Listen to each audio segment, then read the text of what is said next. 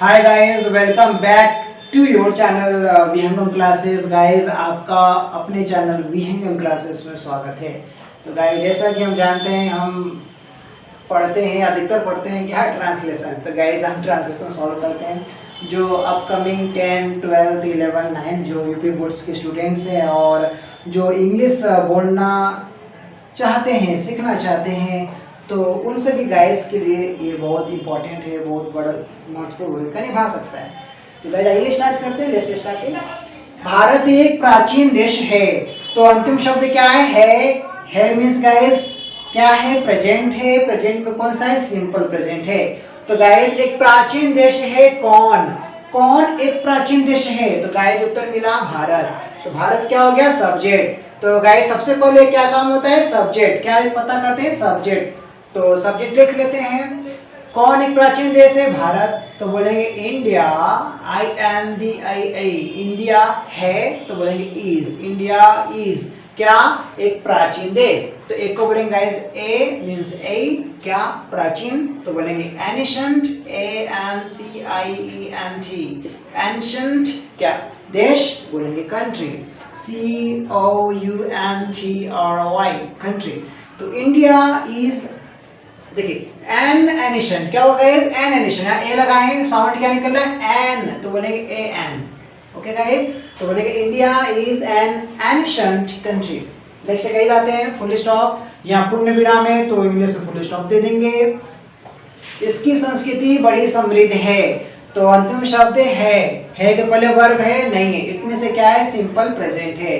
तो सबसे पता कर लेते हैं किसकी, इसकी बड़ी समृद्ध है। क्या बड़ी समृद्ध है, क्या चीज बड़ी समृद्ध है। तो उत्तर मिला गाइड, इसकी संस्कृति। क्या चीज, वो चीज क्या है, वो चीज क्या है जो बड़ी समृद्ध है। तो उत्तर मिला गाइड, इसकी संस्कृति। तो इसकी संस्कृति हमारा सब्जेक्ट होगा। तो बोलेंगे इसकी संस्कृति। तो बोलेंगे गाइड इट्स, ITS, इट्स। संस्कृति को बोलेंगे कल्चर, CULTURE, इट्स कल्चर। तो गाइड एक चीज ध्यान रखिएगा, जब भी समय, महीना, दिन और मौसम को छोड़ के, इट मीन्स गाइज जब किसी देश की बात होगा या निर्जीव प्राणी की बात होगा या पशु पक्षियों की बात होगा, नेचर से रिलेटेड चीज़ों का बात होगा, तो ऐसे में गाइज क्या करते हैं, इट को सब्जेक्ट मानते हैं। और जब सब्जेक्ट मानेंगे इट को, तो गाइज उसका पॉसेसिव फॉर्म भी क्या होगा, इट्स होगा। तो इसलिए इसकी संस्कृति को बोलेंगे इट्स कल्चर। अपॉस्ट्रोफी नहीं लगाएंगे गाइस, अपॉस्ट्रोफी लगाएंगे तो हो जाएगा इट इज, रॉन्ग हो जाएगा। इसलिए बोलेंगे ITS, इट्स कल्चर, इसकी संस्कृति।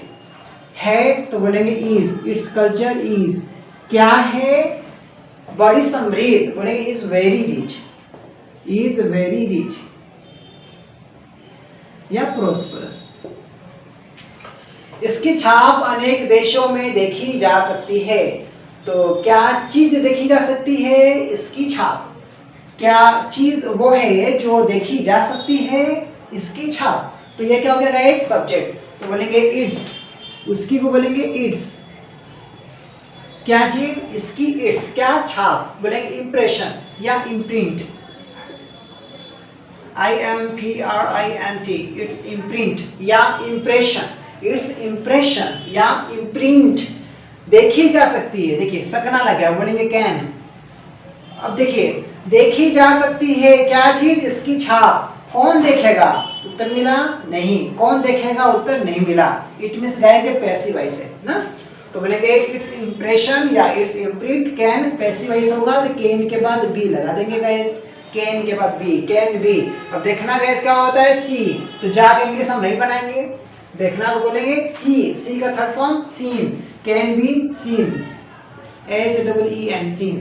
तो its imprint can be seen, कहाँ, अनेक देशों में। तो मैं को बोलेंगे इन, अनेक को बोलेंगे सेवरल या मैनी, इन मैनी। देश को क्या कहेंगे गाइस, कंट्री। तो बोलेगा countries, in many countries, COUNTRIES। Many लगाया गाइस, तो मैनी के बाद जो भी नाउन आएगा प्लूरल में होगा, तो मैनी के बाद कंट्रीज हो जाएगा। तो पूरा क्या होगा गाइस, इट्स इम्प्रिंट या it's impression can be seen in many countries. पूर्ण विराम में गाइस, तो यहाँ हम फुल स्टॉप इंग्लिश में दे देंगे। आगे पता करते हैं। यह देश अपने मंदिरों, साधुओं और त्योहारों के लिए जाना जाता है। तो मेलों, मंदिरों, साधुओं और त्योहारों के लिए क्या चीज जाना जाता है? यह देश। कौन जाना जाता है? यह देश। उत्तर मिल गया। तो यह देश हो गया सब्जेक्ट। बोलेंगे यह देश, तो बोलेंगे this country. This country, this COUNTRY, this country. जाना जाता है, कौन जानता है नहीं पता। अच्छा, एक चीज ध्यान रखिएगा गाइस, खाना खाया जाना, लिखना लिखा जाना, पढ़ना पढ़ाया जाना, मनाना मनाया जाना, जानना जाना जाना। तो गाइस जब भी मुख्य क्रिया के पहले जाना शब्द लग जाएगा, पढ़ा जाना, लिखा जाना, आना जाना, सोया जाना, ऐसे गाइस जाना जाना। तो कौन जानता है नहीं पता, पैसिव वॉइस में गाइस ना। तो ये पैसिव वॉइस में, तो दिस कंट्री है तायती है। तो तायती का रूल कहता है गाइस जब एक्टिव वॉइस होगा, मतलब सब्जेक्ट गिवन होगा, जब सब्जेक्ट गिवन होगा तो सब्जेक्ट के बाद V1 प्रयोग करेंगे। सब्जेक्ट की डायरेक्ट बाद क्या आएगा? वर्ब आएगा। लेकिन ये तो गाइस पैसिव वॉइस में है ना। जब पैसिव वॉइस में होगा तो इज एम आर का प्रयोग करेंगे। कब? जब पैसिव वॉइस होगा तब। कब? जब जाना शब्द लिखा होगा तब। जाना जाना, पढ़ा जाना, लिखा जाना, सोया जाना, ऐसे। तो दिस कंट्री है, इज, दिस कंट्री इज। जाना जाना, तो जाना का नहीं बनाएंगे। जाना जाता है, सॉरी, जाना जाता है तो जानना, जाना बोलते हैं नो, तो नो का third form non. This country is non. यह देश जाना जाता है, दिस कंट्री इज नॉन। अच्छा, किसके लिए? जब किसी चीज के लिए जाना जाता है गाइस, तो ऐसे में नॉन के बाद फॉर का प्रयोग हम करते हैं। तो हो जाएगा this country is non for. किस चीज के लिए? अपने मेलों के लिए। तो बोलेंगे for its fairs, for it fairs, for its fairs. Comma लगा देंगे, इसमें अर्ध विराम है तो हम भी अर्ध विराम कॉमा लगा देंगे। मंदिरों के लिए तो क्या बोलेंगे गाइस?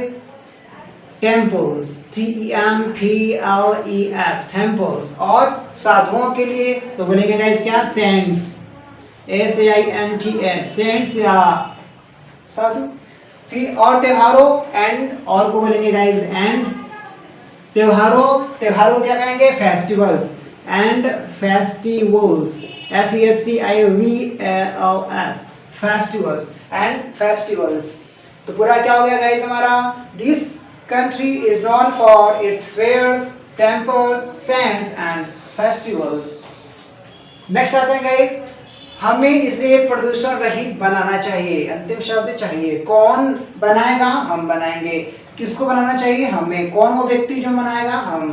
तो हमको बोलेंगे वी। सब्जेक्ट गिवन है तो बोलेंगे वी। चाहिए शुड, वी शुड।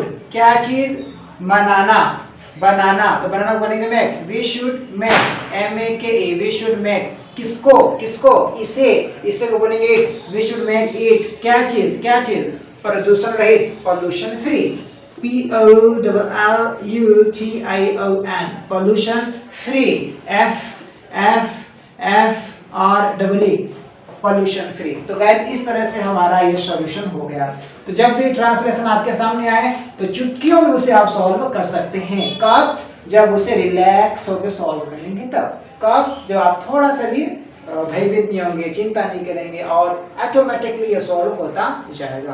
तो सबसे पहला काम क्या करेंगे? पहचान वाले शब्द को पता करेंगे, उसके बाद सब्जेक्ट पता करेंगे। सब्जेक्ट नहीं होगा तो मतलब पैसिव वॉइस होगा, जब पैसिव वॉइस होगा तो V3 का प्रयोग करेंगे। ओके गाइस, तो भारत एक प्राचीन देश है। कौन एक प्राचीन देश है? भारत। भारत क्या था? सब्जेक्ट। तो India is an ancient country. Next, इसकी संस्कृति बड़ी समृद्ध है। वो चीज क्या है जो बड़ी समृद्ध है? तो इसकी संस्कृति तो बोलेंगे इट्स कल्चर है, तो बोलेंगे इज।